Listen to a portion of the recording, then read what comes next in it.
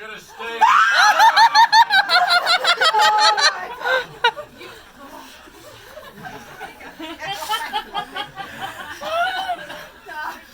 How many of you remember that phrase? Yeah. Hello. How are you? Yeah, that was. I don't know if any of you. Oh, it's just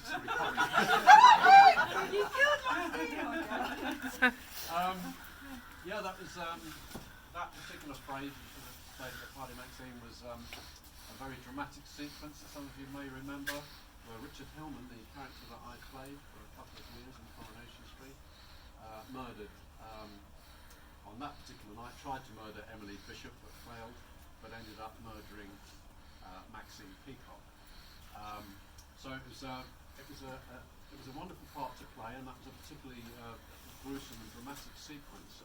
So the idea was that I had dressed up that night to pretend to be a robber in order to murder Emily Bishop, because I wanted I would have got some money if she'd have died. And I tried to murder her 2 or 3 times during the show.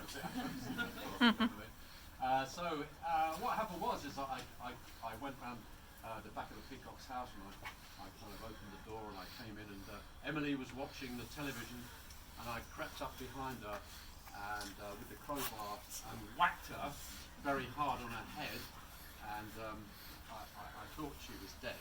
In fact, I thought she was saved by the hairspray on her wig. I assumed she was dead at the time. She survived, obviously. But at that moment, in came Maxine, who left the party at the road, was over the road to come back and check on her child.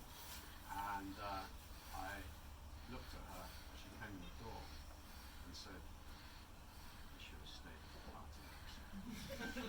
And then I chased her around to the front of her room, behind the settee, and I whacked her very hard, 6 or 7 times, but they cut it after about 2, I think. I was a bit friendly with that.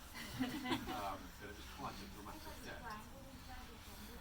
No, I didn't strangle her. No, I hit her with this. I hit her with it both ways. No, I hit someone else with a shovel. That was my first wife. I murdered her with a shovel.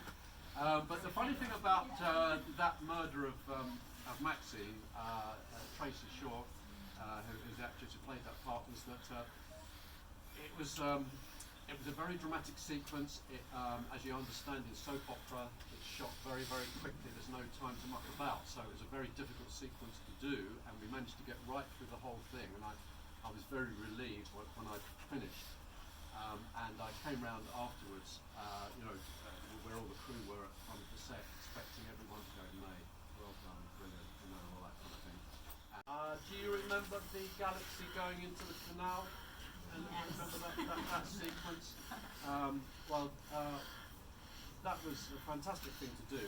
When I first asked the producer what was going to happen to me, they told me about 3 months before the end. I was wondering how Richard Hillman was going to die. I thought, I want a good send-off. And they said, "Well, you're going to drive a car into a canal." And I thought, "Oh, how boring! How boring is that?"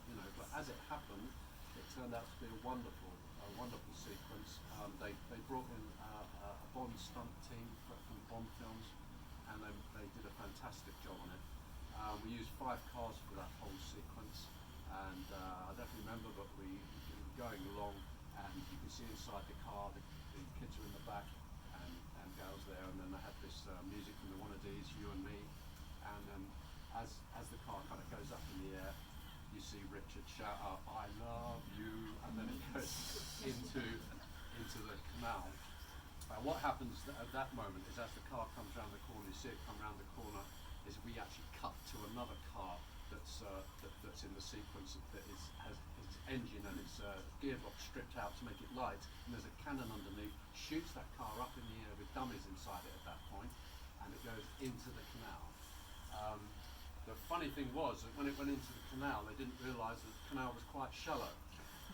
So when it went into the canal, the roof was still sticking out. So they had to cut the roof off of another car and get some divers underneath and then pull it underneath the water like that.